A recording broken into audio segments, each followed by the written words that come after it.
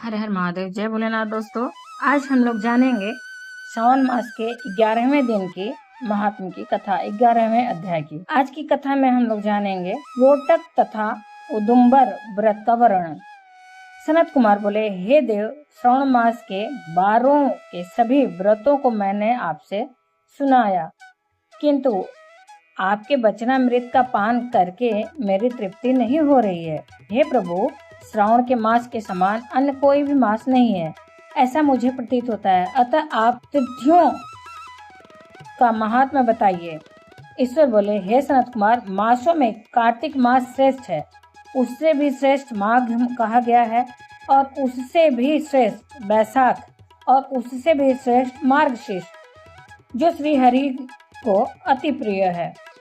विश्वरूप भगवान के उत्पन्न होने से ये चारों मास मुझे प्रिय हैं, किंतु 12 मासों में श्रावण तो साक्षात शिव का रूप है। हे सनत कुमार, श्रावण मास में सभी तिथियां व्रत युक्त हैं, फिर भी मैं उनमें प्रधान रूप से कुछ उत्तम तिथियों को आपको बता रहा हूँ। सर्वप्रथम मैं तिथि तथा वार से मिश्रित व्रत आपको बताता हूँ। श्रावण मास में जब प्रतिपदा तिथि में सोमवार हो तो उस महीने में 5 सोमवार पड़ते हैं। उस श्रावण मास में मनुष्यों को रोटक नामक व्रत करना चाहिए। यह रोटक नामक व्रत 3.5 महीने का भी होता है।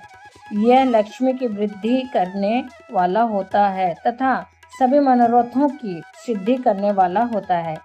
हे मुने, मैं उसका विधान बताऊंगा, आप सावधान होकर सुनिए।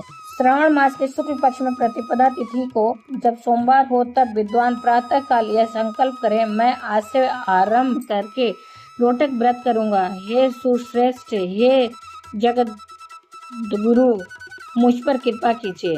उसके बाद अखंडित बिल्व पत्रों, कमल पुष्पों, कहलार पुष्पों, चंपा तथा मालती के पुष्पों, गोविंद पुष्पों, आक के पुष्पों, उस ऋतु तथा काल में होने वाले नाना विध अन्य सुंदर पुष्पों, धूप दीप नैवेद्य तथा नाना प्रकार के फलों से शूलधारी महादेव की प्रतिदिन पूजा करनी चाहिए। विशेष रूप से रोटकों का प्रधान नैवेद्य अर्पित करना चाहिए।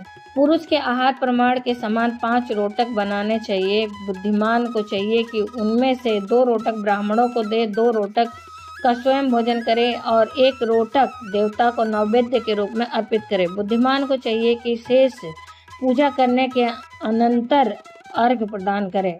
केला, नारियल, जम्बीरी, नींबू, बीज पूरक, खजूर, ककड़ी, दाख, नारंगी, बिजौरा, नींबू, अखरोट, अनार तथा अन्य और जो भी ऋतु में होने वाले फल हों, वे सब अर्घदान में प्रशस्त है। उस अर्घदान का फल सुनिए। 7 समुद्र सहित पृथ्वी का दान करके मनुष्य जो फल प्राप्त करता है, वही फल विधान पूर्वक इस व्रत को करके वह पा जाता है। विपुल धन की इच्छा रखने वालों को यह व्रत 5 वर्ष तक रखना चाहिए। इसके बाद रोटक नामक व्रत का उद्यापन कर देना चाहिए। उद्यापन कृत्य के लिए सोने तथा चांदी के 2 रोटक बनाएं। प्रथम दिन अधिवासन करके प्रातः काल शिव मंत्र के द्वारा घृत तथा उत्तम बेलपत्रों से हवन करें। हे तात, इस विधि से व्रत के संपन्न किए जाने पर मनुष्य सभी वांछित फलों को प्राप्त कर लेता है। हे सनत कुमार, अब मैं द्वितीया के शुभ व्रत का वर्णन करूंगा, जिसे श्रद्धा पूर्वक करके मनुष्य लक्ष्मीवान तथा पुत्रवान हो जाता है। औदुम्बर नामक वह व्रत पाप का नाश करने वाला है। शुभ सावन का महीना आने पर द्वितीया तिथि को प्रातः काल संकल्प करके विद्वान बुद्धिमान को विधि पूर्वक व्रत करना चाहिए। व्रत को करने वाला स्त्री हो या पुरुष, वह सभी संपदाओं का पात्र हो जाता है। इस व्रत में प्रत्यक्ष गुलर के वृक्ष की पूजा करनी चाहिए, किंतु गुलर वृक्ष न मिले तो दीवार पर वृक्ष का आकार बनाकर इन 4 नाम मंत्रों से उसकी पूजा करनी चाहिए। हे औदुम्बर, आपको नमस्कार। हे हेम पुष्पक, आपको नमस्कार है। जंतु सहित फल से युक्त तथा रक्त अंड तुल्य फल वाले, आपको नमस्कार है। इसके अधिदेवता शिव तथा शुक्र की सभी पूजा गुलर के वृक्ष में करनी चाहिए। इसके 33 फल लेकर 3 बराबर भागों में बांट लेना चाहिए। इनमें से 11 फल ब्राह्मणों को प्रदान करें, 11 फल देवता को अर्पण करें और 11 फलों का स्वयं भोजन करें।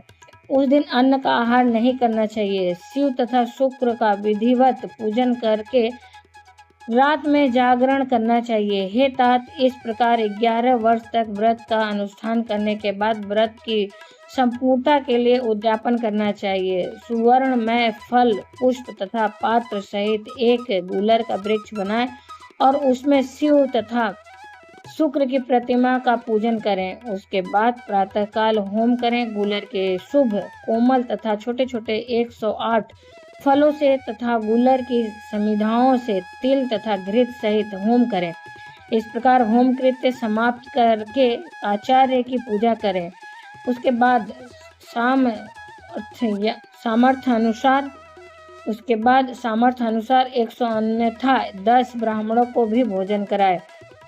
हे वत्स, इस प्रकार व्रत किए जाने पर जो फल होता है उसे सुनिए। जिस प्रकार यह गूलर का वृक्ष बहुत तंतु युक्त फलों वाला होता है, उसी प्रकार व्रत करता भी अनेक पुत्रों वाला होता है और उसके वंश की वृद्धि होती है। यह व्रत करने वाला सुवर्णमय पुष्पों से युक्त वृक्ष की भांति लक्ष्मीप्रद हो जाता है। हे सनत कुमार, आज तक मैंने किसी को भी यह व्रत नहीं बताया था। गोपनीय से गोपनीय इस व्रत को मैंने आपके समक्ष कहा है। इसके विषय में संशय नहीं करना चाहिए और भक्ति पूर्वक इस व्रत का आचरण करना चाहिए। इस प्रकार श्री स्कंद पुराण के अंतर्गत ईश्वर सनातन कुमार संवाद में श्रावण मास महात्म्य में प्रतिपदरोटक व्रत द्वितीय योदुम्बर व्रत कथन नामक 11वां अध्याय पूर्ण हुआ। आने वाले वीडियो में हम लोग 12वां अध्याय सुनेंगे। शिव महापुराण की, स्कंद पुराण की कथा का, श्रावण मास के महात्म्य का 12वां अध्याय सुनेंगे। उम्मीद करते हैं वीडियो आपके लिए अच्छी और उपयोगी होगी। यदि तनिक मात्र भी उपयोगी है तो एक छोटा सा लाइक अवश्य करिए और आप पहली बार मेरे चैनल पर आए हैं तो मेरे चैनल को सब्सक्राइब करिए, बेल नोटिफिकेशन अवश्य दबाइए, जिससे कि आने वाले वीडियो आपको समय से प्राप्त हो। कोई भी प्रश्न या सवाल हो तो कमेंट बॉक्स में लिख सकते हैं। फिर मिलते हैं नए वीडियो में नई जानकारी से। तब तक के लिए हर हर महादेव, जय भोलेनाथ दोस्तों, धन्यवाद।